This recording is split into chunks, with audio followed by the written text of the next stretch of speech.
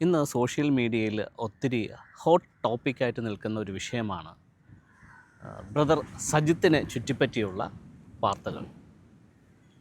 ഒരു അഭിഷിക്തൻ എന്നുള്ള നിലയിൽ, ഒരു ദൈവപുരുഷൻ എന്നുള്ള നിലയിൽ ഈ കാര്യത്തെ ഒന്ന് വിലയിരുത്താനായിട്ട് ഞാൻ ആഗ്രഹിക്കുന്നു. എനിക്ക് സജിത് ബ്രദറിനെ അറിയാം. അദ്ദേഹം ദൈവിക ശുശ്രൂഷ തുടങ്ങുന്ന സമയത്ത് അദ്ദേഹത്തിന് ലഭിച്ച അഭിഷേകത്തിനൊത്തവണ്ണം വളരെ വിശ്വസ്തയോടുകൂടി അദ്ദേഹം ദൈവികമായിട്ടുള്ള ശുശ്രൂഷകൾ ലോകത്തിൻ്റെ പല ഭാഗത്തും ചെയ്ത വ്യക്തിയാണ്. സോ ആ കാലഘട്ടത്തിലെല്ലാം അദ്ദേഹത്തിൻ്റെ കൂടെ നിന്ന യങ്സ്റ്റേഴ്സിനെയും മറ്റു വ്യക്തികളെയൊക്കെ വളരെയേറെ പരിപാലിച്ചും സംരക്ഷിച്ചും അവർക്ക് വേണ്ടുന്ന കാര്യങ്ങളൊക്കെ പ്രൊവൈഡ് ചെയ്ത് വളരെ ജെനുവിനോടുകൂടെ ശുശ്രൂഷയിൽ നിന്ന ഒരു വ്യക്തി തന്നെയാണ്. പക്ഷെ അദ്ദേഹത്തെ വളരെയധികം ക്ലോസ് ആയിട്ട് മോണിറ്റർ ചെയ്ത ഒരു വ്യക്തി എന്നുള്ള നിലയിൽ എനിക്ക് ചില കാര്യങ്ങൾ അറിയാം. അതിലൊന്നാമത്തെ കാര്യം, 5 വർഷത്തിലേറെ ദൈവിക ശുശ്രൂഷ ആത്മാർത്ഥതയോടുകൂടെ ജനങ്ങളുടെ ഉന്നമനത്തിന് വേണ്ടി അദ്ദേഹം ചെയ്തിട്ട് തിരിച്ച് ജനങ്ങളുടെ മനോഭാവം എന്ന് പറയുന്നത് അവനവന് കിട്ടേണ്ടുന്ന നന്മകൾ അദ്ദേഹത്തിൽ നിന്ന് കിട്ടിക്കഴിയുമ്പോൾ വിമർശിക്കുകയും കുറ്റം പറയുകയും തരം കിട്ടുമ്പോൾ അദ്ദേഹത്തിനെ പഴിചാരുകയും ചെയ്യുന്നൊരു സ്വഭാവ വിശേഷമായിരുന്നു പല ജനങ്ങളിൽ നിന്നും അദ്ദേഹം നേരിട്ടത്. എനിക്കും ഇതേ അനുഭവം ഉണ്ടായിട്ടുള്ളത് കൊണ്ട് എനിക്കതിൻ്റെ ആഴങ്ങൾ മനസ്സിലാവും.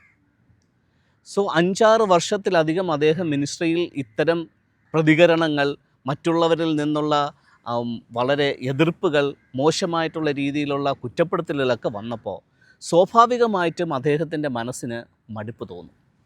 കാരണം ഒരു സൈഡിൽ ദൈവത്തോടുള്ള സ്നേഹവും ആത്മാർത്ഥതയും, മിനിസ്ട്രിയോടുള്ള അടങ്ങാത്ത ആവേശവും അഭിവാഞ്ചയും, അത് ജനങ്ങളിലേക്ക് എത്തിച്ച് ജനങ്ങളിൽ അത് ഇംപ്ലിമെൻ്റ് ചെയ്യണമെന്നുള്ള ആവേശം. പക്ഷെ തിരിച്ച് ജനങ്ങളിൽ നിന്നുള്ള പ്രതികരണം എന്ന് പറയുന്നത് അവനവൻ്റെ കാര്യം കാണുമ്പോൾ കൈകഴുകി പോകുന്ന ഒരു പ്രവണത. സോ ഇത് കണ്ട് മടുത്തിട്ടാണ് അദ്ദേഹം ചെയ്തു വന്ന ആ തീക്ഷ്ണമായ മിനിസ്ട്രിയിൽ നിന്ന് അദ്ദേഹം മറ്റൊരു തരത്തിലേക്ക് ഡൈവേർട്ട് ആകുന്നത്. സോ അദ്ദേഹം റെപ്രസെൻറ്റേറ്റ് ചെയ്ത, അല്ലെങ്കിൽ ജന്മം കൊണ്ട് അദ്ദേഹം ആയിരുന്ന അദ്ദേഹത്തിൻ്റെ പാരമ്പര്യ സഭാ വിഭാഗത്തിലേക്ക് അദ്ദേഹം തിരികെ പോകുന്നതിനുള്ള പ്രധാനമായ കാരണം ഈ ഒരു മടുപ്പ് തന്നെയാണ്. സോ അവിടെ നിന്നുകൊണ്ട് അദ്ദേഹത്തിൻ്റെ അടുക്കിലേക്ക് വരുന്നവരെ ശുശ്രൂഷിക്കുക എന്നുള്ളൊരു രീതിയിൽ അദ്ദേഹത്തിൻ്റെ മിനിസ്ട്രി അദ്ദേഹം പിന്നീട് മാറ്റി. സോ ഈ അടുത്ത കാലത്തായിട്ട് അദ്ദേഹം ചെയ്യാൻ ആഗ്രഹിച്ച മറ്റൊരു കാര്യമാണ് ഒരു സ്പിരിച്വൽ ടൂറിസം എന്നുള്ള നിലയിൽ പരുന്തുംപാറയെ ആസ്പദമാക്കിയിട്ടുള്ള ഒരു ധ്യാന കേന്ദ്രമെന്നോ ഒരു റിട്രീറ്റ് സെൻ്ററെന്നോ അല്ലെന്നുണ്ടെങ്കിൽ ഒരു ആത്മീയത അന്വേഷിച്ച് വരുന്നവർക്ക് അത്താണിയാകുന്ന, സഹായകമാകുന്ന, അവരെ ട്രെയിൻ ചെയ്തെടുക്കേണ്ടുന്ന ഒരു നല്ലൊരു ലക്ഷറിയസ് ആയിട്ടുള്ള ഒരു സംവിധാനം ഒരുക്കുക എന്നുള്ളത് അദ്ദേഹത്തിൻ്റെ ഒരു ഡ്രീം പ്രോജക്റ്റായിരുന്നു. ഞാനും അത്തരത്തിൽ മറ്റൊരു കാര്യം ചെയ്യാനായിട്ട് ആഗ്രഹിക്കുന്നുണ്ട്. എനിക്ക് അതിൻ്റെയും ഇന്നർ ഉദ്ദേശം എന്താണെന്നുള്ളത് എനിക്കറിയാം. സോ അദ്ദേഹത്തിൻ്റെ മിനിസ്ട്രിയോടുള്ള താല്പര്യവും ജനങ്ങളിലേക്ക് ദൈവം ഏൽപ്പിച്ച ദൗത്യത്തെ നൽകണമെന്നുള്ള ആ ഒരു സദുദ്ദേശത്തോടു കൂടെ ഇറങ്ങിച്ചെന്നിട്ട് ജനങ്ങളിൽ നിന്ന് കിട്ടുന്ന പ്രതികരണവും എതിർപ്പും നിരാകരിക്കലും ഒക്കെ, അതുകൊണ്ടാണ് അദ്ദേഹം മറ്റൊരു തരത്തിൽ അതിനെ റീമോഡൽ ചെയ്യാനായിട്ട് ആഗ്രഹിച്ചത്.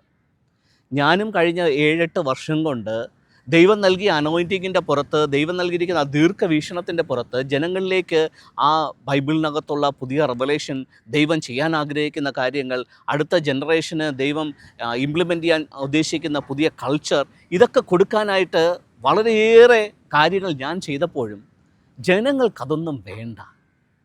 ജനങ്ങൾക്ക് വേണ്ടത് മക്കളുടെ വിദ്യാഭ്യാസം, അവരുടെ പഠനത്തിനകത്തുള്ള വിജയം, വിദേശയാത്ര, വിസ കിട്ടുക, പ്രമോഷൻ കിട്ടുക, രോഗസൗഖ്യം, പിന്നെ ചവർ വിഷയങ്ങൾ.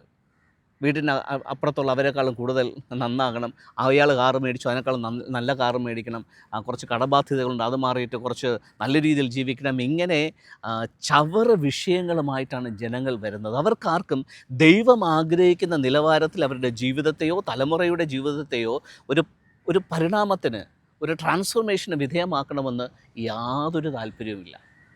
അപ്പോൾ അതുകൊണ്ട് മിനിസ്ട്രി രംഗത്ത് ഒരു ജെന്യുവിനായിട്ട് നിന്ന ഒരു വ്യക്തി എന്നുള്ള നിലയിൽ എനിക്കും ആ മടുപ്പ് മനസ്സിലാവും.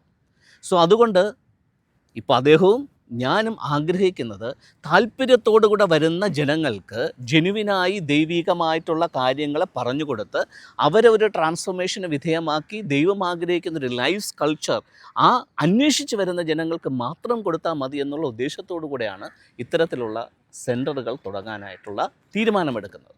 ഞാനും അടുത്ത് ചെയ്യാൻ പോകുന്നത് ഒരു സ്പിരിച്വൽ അക്കാഡമി, വരുന്ന ജനങ്ങൾക്ക് ശരിയായിട്ട് രീതിയിലുള്ള ആത്മീക പഠനം നൽകുന്ന, ഉൾക്കാഴ്ച നൽകുന്ന, പരിവർത്തനം നൽകുന്ന ഒരു സ്പിരിച്വൽ അക്കാഡമി തുടങ്ങാനാണ് ഞാനും ആഗ്രഹിക്കുന്നത്.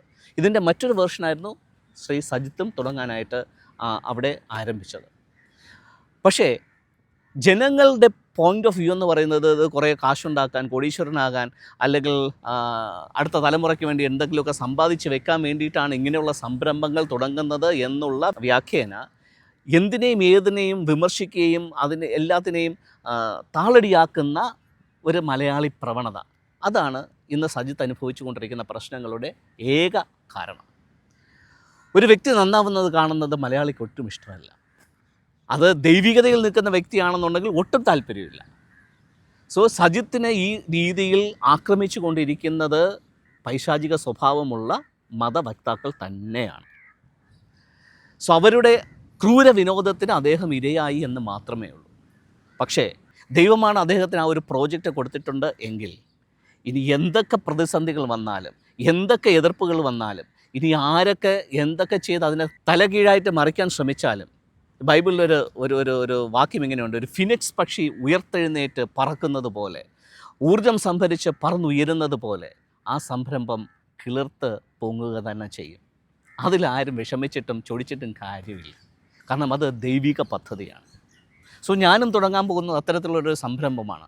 ഈ കേരളത്തിനകത്ത്, ഇന്ത്യക്കകത്ത്, വിദേശത്തിലുള്ള ആൾക്കാർ ജെനുവിനായിട്ട് സ്പിരിച്വാലിറ്റി അന്വേഷിച്ച് വരുന്നൊരു വ്യക്തിക്ക് A to Z കാര്യങ്ങൾ റിവീൽ ചെയ്ത് കൊടുക്കുന്ന, അവരതിന് പ്രാപ്തരാക്കുന്ന, സജ്ജമാക്കുന്ന, അവരത്തരത്തിലുള്ളൊരു പരിണാമത്തിലൂടെ കടത്തിക്കൊണ്ടുപോയി ദൈവം ആഗ്രഹിക്കുന്ന രീതിയിലുള്ളൊരു പരിവർത്തനം അവരുടെ ജീവിതത്തിനകത്ത് സംജാതമാക്കുന്ന ഒരു സ്പിരിച്വൽ അക്കാഡമിയാണ് ഞാനും തുടങ്ങാൻ ആഗ്രഹിക്കുന്നത്. എനിക്കറിയാം ഈ കാര്യം പറയുമ്പോൾ ഒരു 100 കൂട്ടം ആൾക്കാർ വിമർശനവുമായിട്ട് വരും, എസ്പെഷ്യലി ക്രിസ്ത്യാനികളായിട്ടുള്ള മത തീവ്രവാദികൾ.